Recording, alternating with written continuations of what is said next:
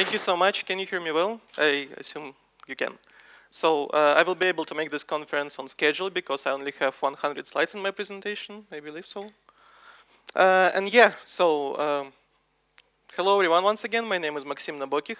People in Germany tend to pronounce my surname is Nabokikh. So that's why we are kicking off the topic about how you can make your Kubernetes-based log collection reliable and durable with Vector. And before we start talking today, I want to assure you that during the preparation of the talk, no Kubernetes clusters were hard. Of course, I'm joking. There were plenty of outages. Okay, who we are? We are Pellerk. We are a service company, so we are building internal Kubernetes platforms for our client using the best open source solutions on market. And we're not only building the platform, we also support this platform 24/7. So that's why for us, having a log collecting feature in the platform is essential because applications may expose no metrics, may not be instrumented to expose traces, but logs are always there, and sometimes it's the only signal we can use to monitor applications, so that's why we need log collecting. Okay, so this is the plan for today's talk. So at first we will recall which log we can collect in Kubernetes, like what we can consider as logs. In the second part, I will tell you about Vector. What is it? How it's applicable? So how Vector is applicable? Why we love Vector? And the third part is the most interesting part. I will tell you about some cases from our experience, about real-world outages, about how the monitoring tool ruined the whole production environment once again. Yeah, so wait for this. Okay, logs in Kubernetes. So the ultimate goal of Kubernetes, we sometimes forget about this, but the ultimate goal is to run containers on servers. And the application in these containers, they usually developed according 12 factors of Heroku, so they're writing their logs to stdout or stderr. Then these logs are collected by container runtime and stored in some folder. Usually this is var log pods folder. And the format, the name, the rotation, the size of that logs is controlled by kubelet and container runtime. So what else we can collect? We can collect logs of some services on nodes that are not in containers. For example, logs of containerd or kubelet, they are not in containers. There may be some other services, like for example, SSH daemon that writes their logs to syslog. Yeah, so some messages from syslog. And there are also some containers that like avoid following the rules of 12 factors application. They're writing their logs to some folders. For example, Kubernetes API server, it writes its audit logs to usually to some file on a node. Yeah. A format can be anything. Usually these logs are stored in var log directory, and maximum size and rotation probably configured by journal D, not always, so it can be anything. Yeah, and the third part we can collect as a log message is event. Event is an object in Kubernetes. So you can get it by requesting Kubernetes API, so there is no file with all of the events, so it's an object in the API in database. And events in Kubernetes, they're a little bit special. So we can collect events as metrics because there is a machine-readable label and like a value. Event is a counter. So each time event occurs, this count number increases. Yeah, so events can be collected as traces because there is a beginning and the end timestamp. So you can draw a beautiful Gantt diagram using events. And because there is a human readable message, events can be also collected as logs. So we can collect pod logs, not services logs, and events. And today we will cover only these two parts because for events we need additional piece of software and we will not be able to cover it today. So only pod logs and not services logs. So what is Vector? Vector is, so there is a sentence from their website. And they say that vector is lightweight, ultra-fast tool for building observability pipelines. I adjusted this phrase a little bit to highlight what we, as a service company, value the most in vector. The first thing that vector is open source tool. So if it wasn't open source, we wouldn't be able to suggest it to our clients. Vector is efficient, not only ultra fast and light, but ultra fast and light at the same time. Yes, this is important. And we only use vector to build log collecting pipelines. Vector can also process metrics, and they plan to add traces support in the future, but right now the best feature of vector is to collect logs, so that's why we are highlighting this in this sentence. What else? Some other points. We like vector because vector is vendor agnostic. So despite being owned by Datadog, vector can send data to different providers like to Splunk, to Elasticsearch Cloud, to Grafana Cloud. So you don't need to install different pieces of software, different agents. You only need a single agent to transfer your data. This is pretty cool for us as for the service company. So the next point is that all of you know that if you have a Go application and you want to make it more performant, you just need to rewrite it from Go to Rust. Yeah, everybody knows, of course. But vector is one step ahead. So it's already written in Rust, and you don't need to rewrite this. This is pretty cool. And vector is also performant by design with continuous benchmarking feature. What does it mean? So when you want to contribute to vector, when you want to make a pull request, they are running myriads of checks, myriads of benchmarks.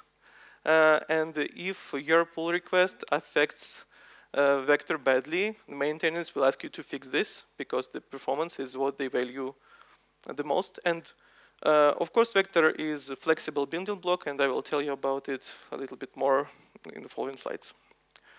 Okay, vector architecture. So the architecture is pretty familiar to everybody sitting there because vector is just a data processing tool. So it can, vector need to collect data somehow by either scraping data from some sources, for example, from Fires or from other databases, or vector can pretend to be an HTTP server or listen on some socket and accept messages from other tools. Yeah, so then vector transforms log messages and sends them to some storages. There are 52 options in total where you can transfer your data. Yeah, and don't be fooled by the number of transforms, because for transformation, vector uses its own language, called vector remap language. It's Rust-like language to transform the data. Now I will show you some real-world examples how we can use what is VRL and how we can use it. So the first one is that we can just this simple example. We can just filter logs by the value of the field. For example, we don't want to collect info logs, so we can just drop them. This is a more complicated example. So when vector collects data, it enriches this data, this log entries with the metadata. The metadata of the pod, for example, pod name, pod IP, pod labels. And some labels, they are only used by controllers in Kubernetes, so they are not human readable. We don't need them. We don't need to analyze them with our eyes. So this URL shows how you can drop some labels used by Kubernetes controllers. Yeah, and the last example is how you can concatenate lines with a new line symbol using the VRL. So this is a complicated example, but I will just tell you that it combines lines like a multi-line shell command with the backslash at the end of the line. So this is the example that can concatenate these lines. So vector can be used in different places of our log collecting topology. So the first topology is distributed topology. It's pretty simple. There are vector agents running on each node of Kubernetes cluster. They collect log, transform them somehow, and send them directly to storage. It's pretty simple, straightforward topology. So the second topology is centralized. So vector also can be used as an aggregator of logs. So in this schema, agents of vector, they are collecting logs, but they avoid doing complicated transformations. Instead, they are sending all logs to aggregators, and aggregators, they are in charge of doing the transformation. And this schema is complicated, a little bit complicated, but better, because the load of aggregators is predictable. So we can deploy aggregators to dedicated nodes. You can scale them if you need. You can scale them down. So, and you can let them consume some predictable amount of resources. And the third topology where vector can be used is a stream topology. The idea of this topology is just to let your logs go from the node as fast as possible. That's why we are using a queue messaging system there, for example, Kafka, because you can write a lot of data to Kafka, and Kafka is not like a database. When you're ingesting data into Kafka, Kafka is dumb in a good way. So it doesn't build any indexes, does any mappings. It just stores the messages, so you can asynchronously process them and store and move the data to storage asynchronously. So you can use, so you can query the log data. Okay, these are topologies. Today I will tell you about the experience of using vector as a not logs collecting agent. Other parts we will not be able to cover today. So, vector in Kubernetes. How you can deploy vector in Kubernetes. This is the schema of our setup. It's a little bit sophisticated, but I will tell you this is needed. So this is the schema of the pod. And in the pod, we have 3 containers running. The first container is vector to collect logs. We discussed it previously. So the second container is the reloader container. So we need this because we are building platforms. So we let our users to write their own log collecting pipelines, log collecting data. So we have a Kubernetes separator. The Kubernetes separator is in charge of composing the configuration map for vector. And this reloader container is in charge of validating this configuration map. And if everything's okay, so the reloader will reload the vector with a new configuration on flight, so without restarting the pod, which is pretty cool. So in the third container is Kuberbug proxy, which just vector exposes a lot of metrics about data it processes. So we need to somehow protect these metrics endpoint from being accessed by some frauds. Okay, so some more interesting things. We deploy vector as a daemon set because you need ngit running on each node, as I've told you before.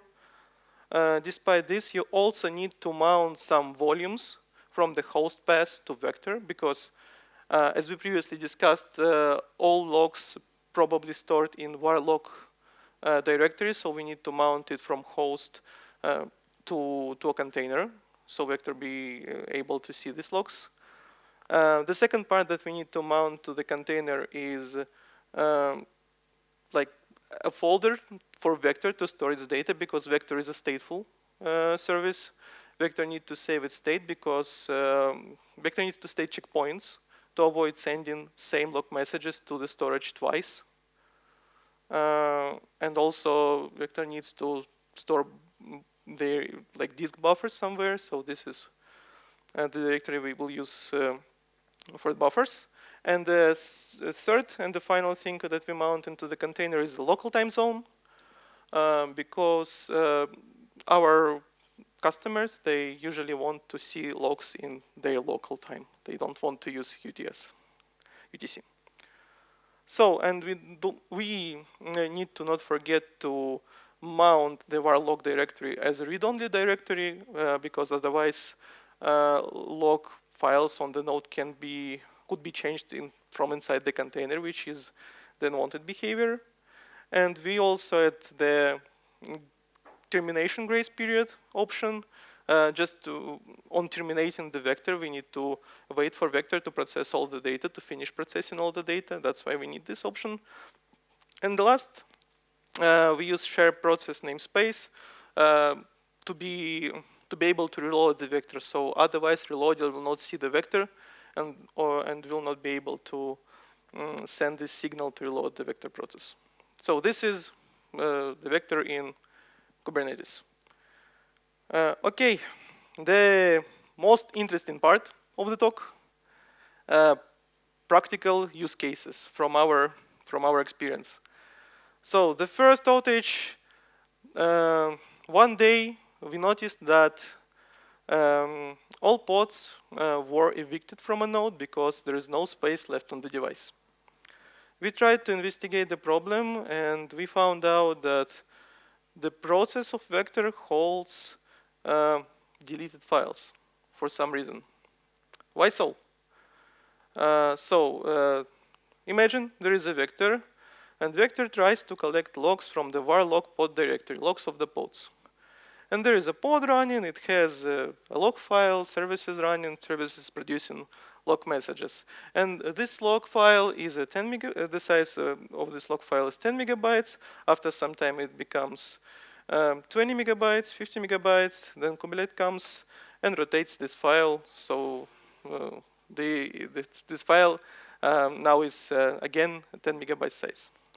At the same time, vector tries to send logs to Loki. But Loki says, please, hold on, I'm begging you, I cannot handle the load. So don't send these logs to me, please. Don't do this.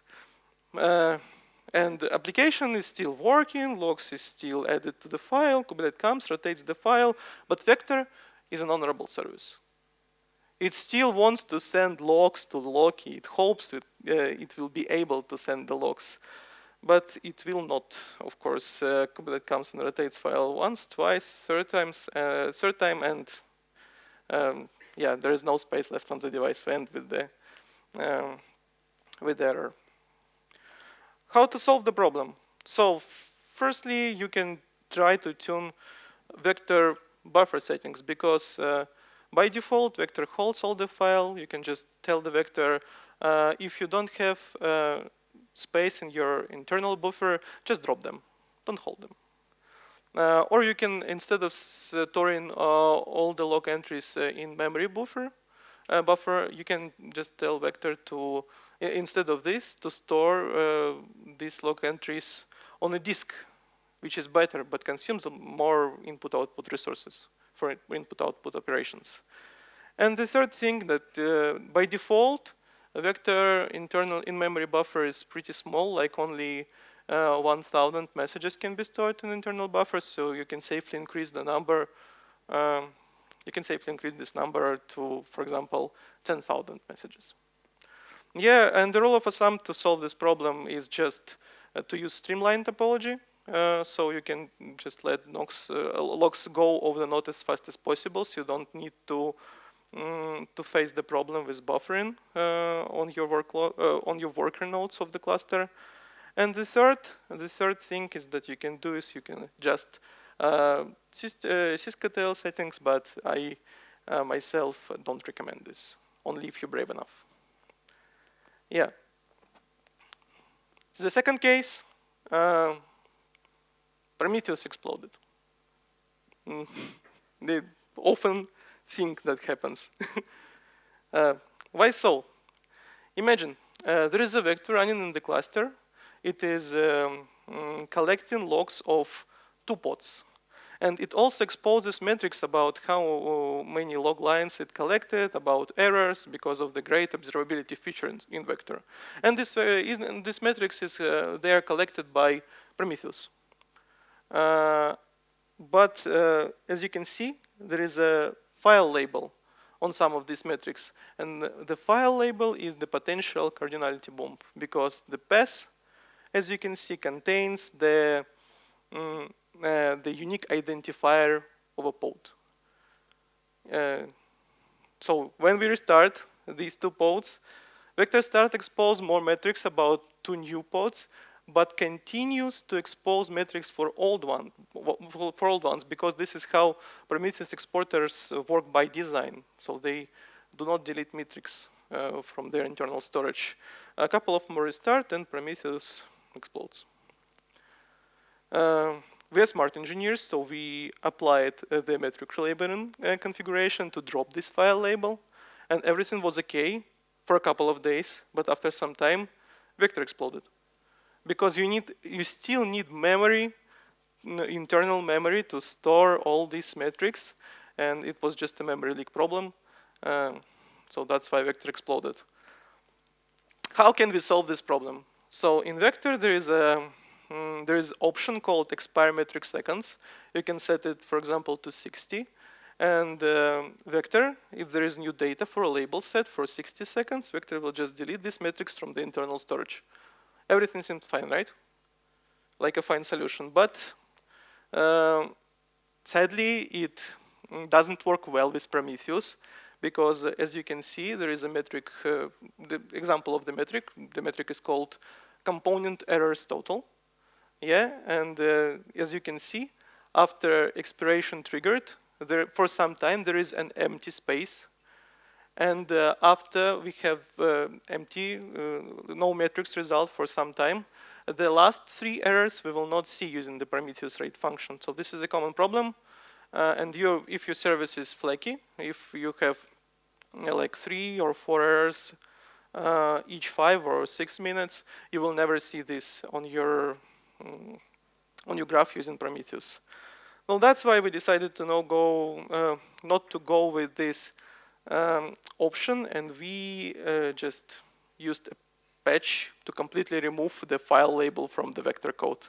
This is not the full patch, but this is just to show you the idea of what we did. So this one.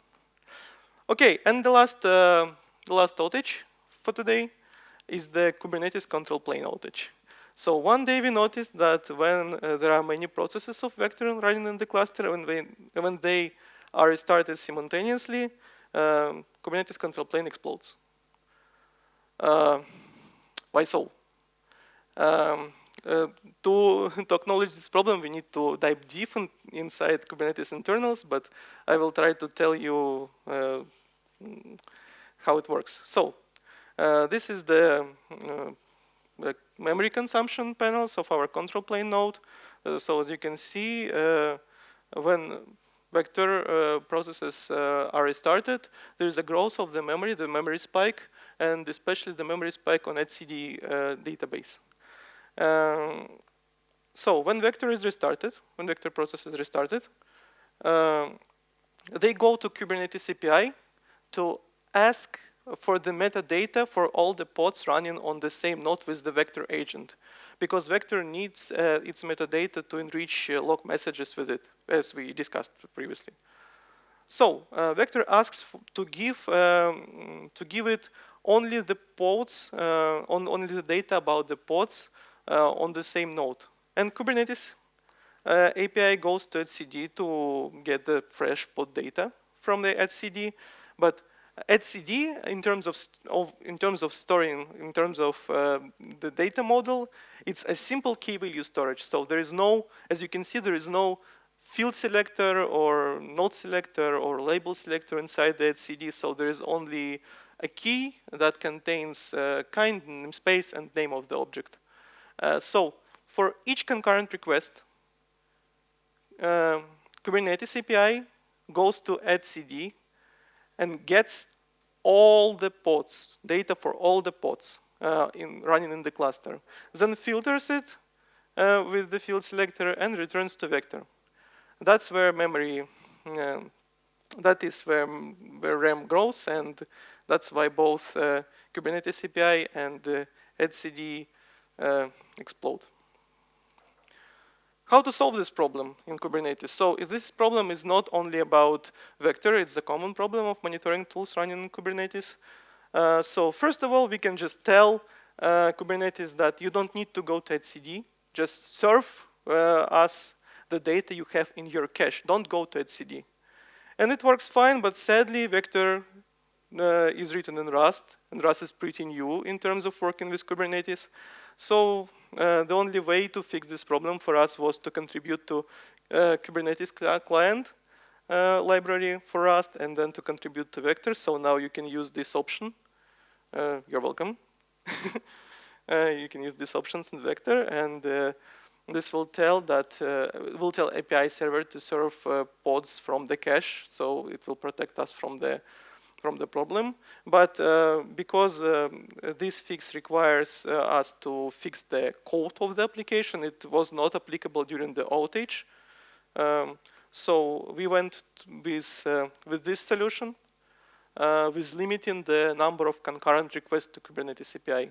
Kubernetes has the feature called priority and fairness, so you can define the queue for a request. It's on the left, and on the right there is an example how you can tell Kubernetes to send all the requests from particular user to particular resources to this queue. So you can limit the number of concurrent requests with this. And there you can see the graph of memory usage before and after. So as you can see, after we still see some spikes, but this is good enough to go to sleep and stop fixing the problem. And the third idea is that you can, instead of going to Kubernetes API for pods metadata, you can go to Kubelet API. Kubelet is running on each node, and you can get data from it. But sadly, this feature is not implemented in Vector. This is just an idea for you. If you want to contribute, if you have enough time, you can implement this approach in Vector. This is also a good approach.